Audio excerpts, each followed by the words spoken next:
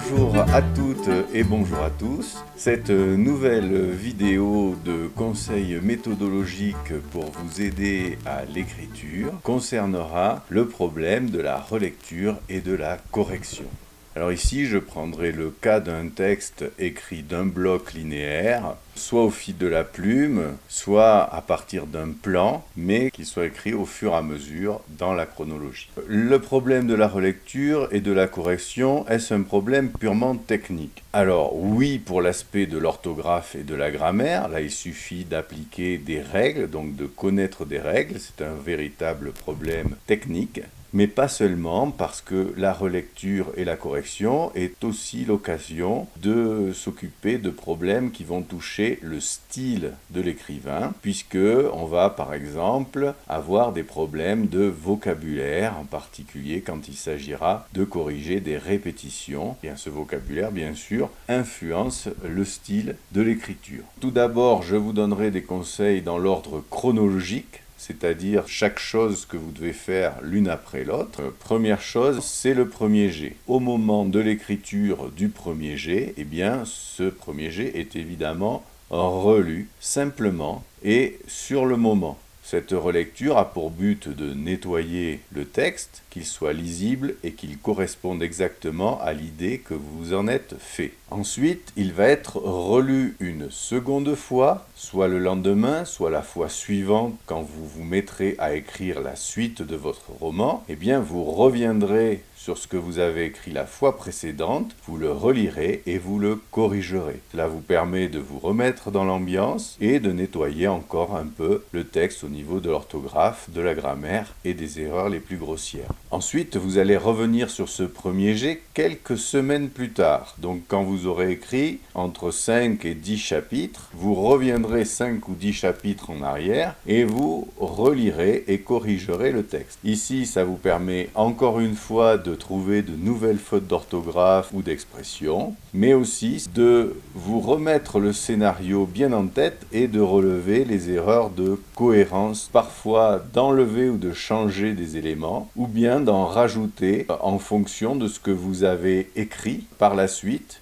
et que vous n'aviez pas prévu au moment où vous écriviez la première fois. Donc, vous allez peut-être avoir besoin de rajouter des éléments dans votre paysage, dans vos personnages, etc. À ce moment-là, vous allez vous fixer sur un certain nombre d'erreurs grâce à un logiciel qui va vous forcer à regarder le texte dans le détail. Parce que quand on lit un texte qu'on connaît, on n'arrive plus à voir les détails. Donc ici, moi j'utilise Antidote, il y en a d'autres. Je vous mets le lien de ma page du site internet qui correspond à l'ensemble des correcteurs, soit payants, soit gratuits sur le marché. Je vous conseille Antidote, moi je l'aime bien. Il permet de vous focaliser sur les erreurs orthographiques, sur les erreurs de grammaire. Parfois il vous montre des erreurs qui n'en sont pas, mais ça vous oblige à relire des phrases dans le détail, ce que vous n'auriez pas fait spontanément quand vous connaissez votre texte. Il permet aussi de commencer à travailler autour du style, puisqu'il relève les répétitions, il relève les niveaux de vocabulaire, il permet de réfléchir à la ponctuation. Donc tout ça, ça vous fait rentrer dans le détail et ça va très loin. Après cette troisième relecture, mais là c'est une relecture importante, commence la phase de relecture, réécriture. Quand le premier jet est terminé, vous allez écrire votre histoire en entier et vous pourrez commencer par une première phase si vous le voulez, si vous en avez l'occasion. En tout cas, moi, je fais comme ça. J'utilise des plateformes qui permettent d'échanger les textes entre écrivains et de se corriger mutuellement. Ça permet de retrouver le texte d'une autre façon à travers les yeux de quelqu'un d'autre et donc de voir de nouvelles fautes, de nouvelles erreurs d'expression. Et puis, ça permet d'échanger aussi au niveau de la lecture, de savoir ce que pense le lecteur de votre texte, du scénario, tout un tas d'échanges possibles qui sont très intéressants à ce moment-là. Après cette phase qui peut être immédiatement après la fin du premier jet, eh bien, il y a une phase plus éloignée de plusieurs semaines après l'écriture de votre premier jet. Pourquoi doit-elle être séparée par plusieurs semaines de l'écriture? Parce que le but, c'est d'être efficace. Et pour être efficace, il faut corriger un texte que l'on ne reconnaît pas. Vous devez avoir le temps de l'oublier cérébralement. 4 semaines, 6 semaines, ça dépend des personnes, ça dépend aussi de ce que vous faites, si vous écrivez d'autres choses ou pas. Vous devez revenir au texte quand vous êtes sûr de ne plus reconnaître ce texte. Donc quand vous le lisez, vous verrez, tout d'un coup, vous lisez un auteur qui est un autre que vous. Alors c'est intéressant parce que parfois, on est surpris de son écriture, en général en bien, mais parfois en mal. On se dit mais comment j'ai pu écrire ça à ce moment-là? Et ça permet vraiment de refaire une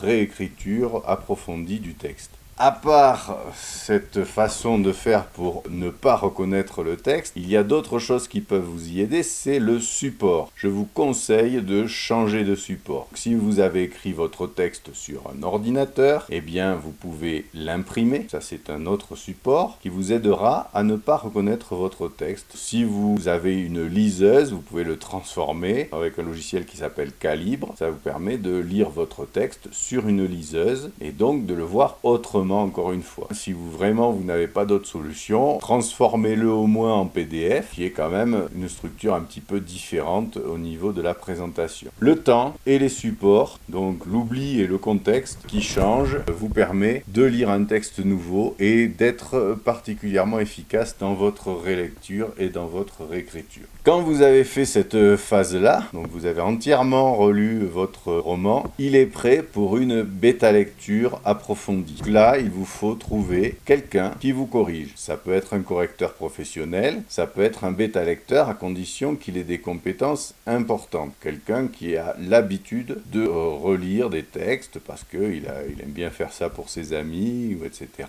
Et qui a des compétences linguistiques qui lui permettent de vous faire des remarques constructives. Le rôle de la bêta-lecture, c'est le fond et la forme. En général, le minimum qu'on puisse trouver, c'est sur le fond, c'est-à-dire des bêta-lecteurs qui soient capables de vous dire si le texte leur plaît, si le scénario leur plaît, mais aussi les erreurs qui ne vont pas dans le scénario, ce qui ne leur plaît pas dans les personnages, etc. etc. Et le top, c'est évidemment de faire une lecture par quelqu'un qui est intéressé par la correction orthographique et grammaticale du texte, par la correction de l'expression. Et là, c'est très intéressant parce que vous allez échanger sur un texte qui est très propre, donc qui est pratiquement abouti. Donc vous allez avoir peu de corrections à faire. C'est pour ça que je vous conseille toutes ces corrections avant, pour donner au bêta-lecteur quelque chose d'abouti, de bien propre, respecter son travail. Si vous le submergez de fautes, son travail devient inutile parce qu'il ne va pas aller de façon très approfondie dans la correction. Je vous conseille aussi d'envoyer votre texte partie par partie. Comme ça, le bêta-lecteur peut vous rendre une partie que vous corrigez. Pendant qu'il corrige la suivante, la fois d'après, vous envoyez la partie qui a été corrigée à partir de ses conseils et la partie suivante à corriger. Ça lui permet de pouvoir relire s'il a envie les parties qu'il a déjà corrigées. Des fois, il y a des bêta-lecteurs qui aiment bien voir quelles fautes ou quelles remarques vous avez pris en compte ou pas et d'avoir des discussions intéressantes justement là-dessus. Et ça permet aussi d'être efficace, c'est-à-dire d'avoir un rythme de correction qui permet au bêta-lecteur d'être restimulé régulièrement et d'aller aussi jusqu'au bout grâce à ça. La partie du bêta-lecteur, si vous avez un très bon bêta-lecteur, vous pouvez la faire en une fois, mais en général, on conseille 2 ou 3 bêta-lectures avant de finaliser et de pouvoir envoyer le texte aux maisons d'édition. Alors je terminerai par vous parler des difficultés et des conseils pour améliorer ses compétences en relecture et en réécriture. Tout d'abord, la difficulté de voir ses fautes d'orthographe et ses coquilles. Je vous ai déjà donné quelques conseils, je vais vous en donner d'autres plus généraux qui vont vous permettre de pallier à cette difficulté. La deuxième difficulté, elle est d'ordre psychologique, en particulier pour les débutants. Le débutant tient à son texte. Et donc, en particulièrement quand il a affaire à des bêta-correcteurs, il va avoir du mal à revenir sur son texte, à rayer, à effacer son texte et à le remplacer. C'est normal, ce texte vous appartient, vous avez l'impression qu'il fait partie de votre identité et vous avez du mal à accepter que l'on change un petit peu ce que vous pensez finalement et ce que vous êtes. Alors ça, c'est une habitude qui va venir. Évidemment, ça vient plus facilement si vous avez confiance dans les compétences du bêta-lecteur. Si c'est un professionnel, un correcteur, vous aurez moins de mal à accepter ces remarques que si c'est quelqu'un que vous considérez lui aussi comme un débutant, auquel cas vous pourrez peut-être vous dire que c'est vous qui avez raison et que vous n'avez pas à l'écouter. Vous n'avez pas à prendre toutes les remarques en compte. Vous avez le choix, soit de laisser votre texte tel qu'il est, soit de le changer. Mais vous verrez que au fur et à mesure que vous vous habituez à la bêta-lecture, vous vous habituez à changer.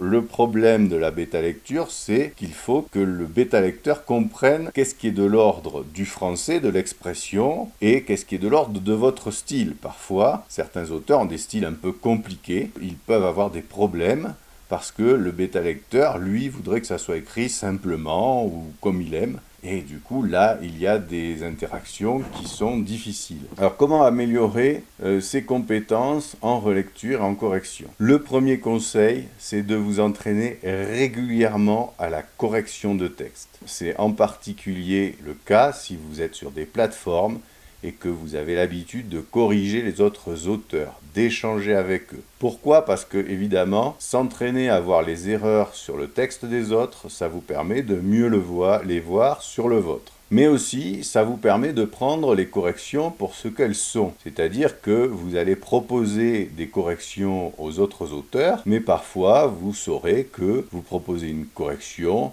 qui est juste une suggestion, qui ne vous paraît pas très importante, et puis parfois vous proposez une correction qui est essentielle, qu'on ne peut pas éviter pour que le texte soit correct. En faisant ça, vous vous rendez compte qu'il y a des importances relatives de correction, et surtout, en faisant ça, vous vous rendez compte que personne n'est parfait et que corriger, c'est tout à fait normal. Ça vous relaxe psychologiquement par rapport au problème dont je vous ai parlé juste avant, qui est que l'on tient à son texte. Là, tout d'un coup, la correction devient naturelle. Dans l'écriture, ce qui compte, c'est la régularité. Dans la correction, ce qui compte, c'est aussi la régularité. C'est comme un sport. Plus vous aurez de régularité, plus votre correction va s'améliorer. C'est pour ancrer cette attitude en vous qui fait que dès que vous allez ensuite relire votre texte, vous aurez l'œil qui change et qui devient celui d'un correcteur. S'entraîner à corriger les autres et à être corrigé par les autres, c'est aussi la seule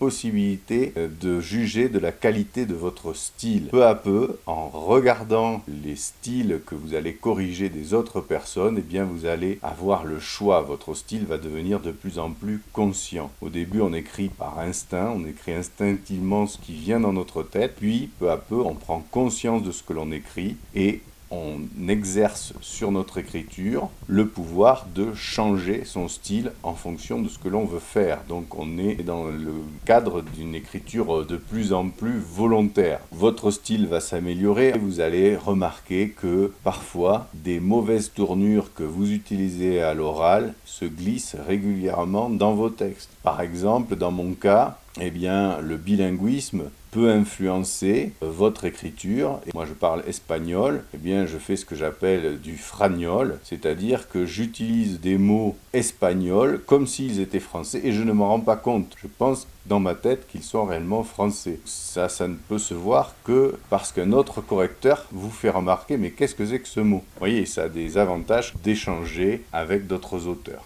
Ensuite, je vous conseille évidemment d'essayer de vous former au niveau théorique. Donc là, je parle dans mon site et je ne le développerai pas dans cette vidéo des cursus universitaires ou professionnels qui permettent de vous améliorer ou carrément de certifier vos compétences. Vous pouvez vous former aussi de manière autodidacte. En particulier, il faut que vous vous habituiez à chercher les règles. La grammaire, c'est assez compliqué. Il y a souvent des débats autour de certaines tournures qui posent problème et qui peuvent avoir plusieurs possibilités de correction. Donc, quand vous cherchez les règles sur Internet, eh bien, vous tombez sur ces débats. Ces débats sont passionnants. Je pense que si vous vous passionnez pour l'orthographe, si vous vous passionnez pour la grammaire, eh bien, vous allez prendre du plaisir ensuite à corriger votre texte à ce niveau technique. Bien sûr, lire de bons ouvrages, des classiques, du bon français, du beau français, ça c'est très important, ça permet de stabiliser un certain nombre de mots de vocabulaire et puis d'avoir accès à un style aussi qui est différent de celui que l'on peut avoir spontanément et qui vient souvent de l'oralité.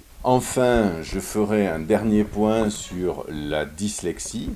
Je suis dyslexique pas très dyslexique, mais au moins fortement dysorthographique, et cela ne m'a pas empêché de devenir auteur et d'écrire des romans en entier. Le tout, c'est de ne pas désespérer. Donc pour un dyslexique, c'est plus difficile de ne pas se désespérer parce que à chaque fois qu'il relit son texte, eh bien il retrouve des fautes. C'est la seule chose à faire, ne pas se désespérer et être patient. Peut-être un dyslexique va mettre plus longtemps pour avoir un texte propre, mais il y arrivera. Peut-être qu'il faudra plus de bêta-lecteurs parce que les premières bêta-lectures seront tellement noyées dans les fautes, mais il y arrivera. Ne vous désespérez pas si vous êtes dyslexique, vous arriverez, ça vous coûtera simplement un travail supplémentaire. Ceux qui ont la chance d'avoir une orthographe naturelle extrêmement performante auront besoin évidemment de beaucoup moins de temps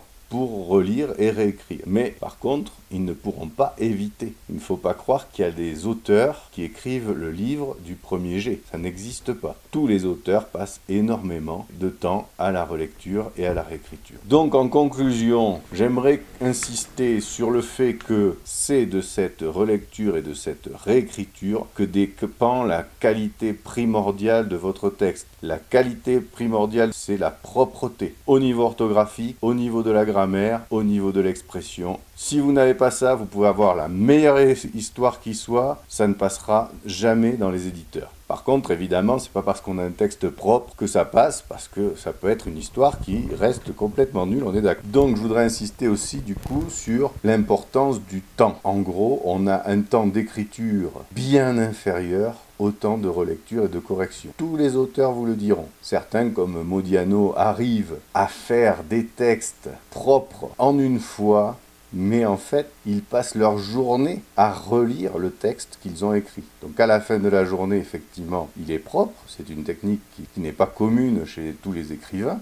Mais la plupart du temps, tous les auteurs passent énormément plus de temps à relire et à réécrire que à écrire. Donc ça, il faut le savoir dès le départ, il ne faut pas se désespérer. Je terminerai sur l'importance psychologique de la relecture et de la correction. Cette relecture peut devenir un moment obsessionnel, une obsession pour la qualité du texte, pour l'orthographe, pour que le texte soit parfait. Ça crée une angoisse parce que à chaque fois qu'on relit, on trouve de nouvelles choses à corriger. Donc on finit par se désespérer, c'est assez angoissant. En particulier, ça se voit parce qu'on a du mal à déterminer le moment à partir duquel on peut arrêter la correction. C'est un moment où il faut se dire que le livre va avoir une deuxième naissance, une vie autonome. Il ne va plus dépendre de vous, il va vivre sa vie dans la tête des lecteurs. Il faut l'accepter. Alors c'est difficile parce que on sait que le texte n'est pas parfait, mais il faut savoir que aucun texte n'est parfait. Donc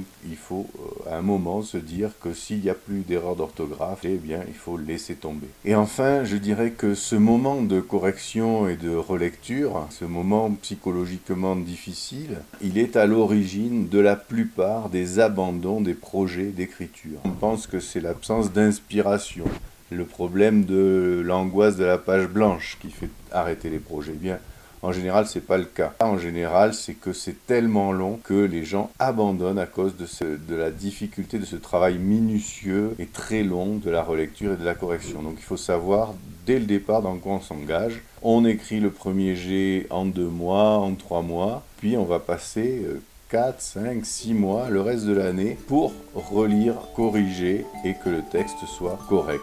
Je vous remercie de m'avoir écouté et à bientôt j'espère.